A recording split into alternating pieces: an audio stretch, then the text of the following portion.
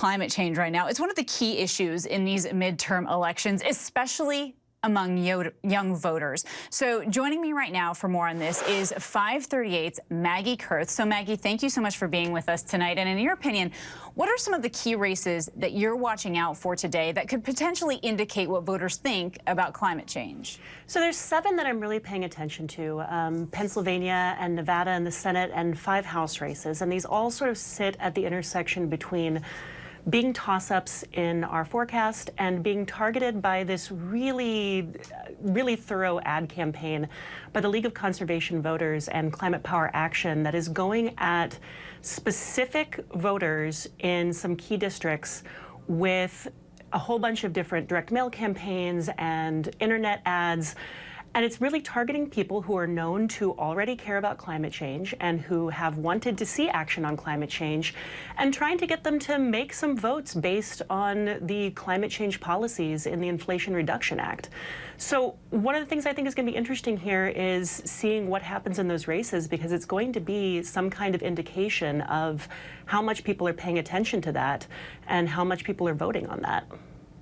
Well, 538 has reported historically, though, that climate change really hasn't been a political game changer when it comes to actual voting, even when candidates trust and believe that their constituents care deeply about the environment. Still, it's not something that reliably changes votes. So do you think today's election is different?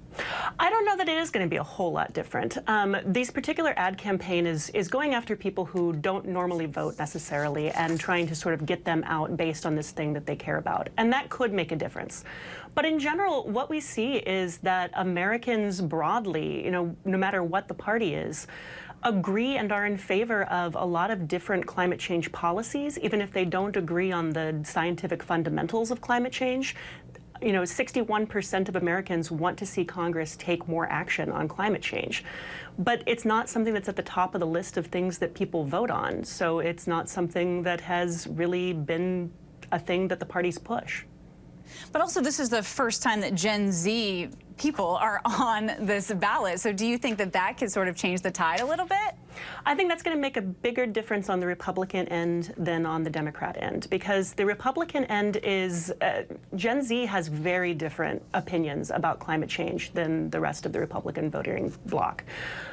Gen Z tends to vote more along the lines of their demographic, their generation, than they do just on sort of what you would expect from Republican voters.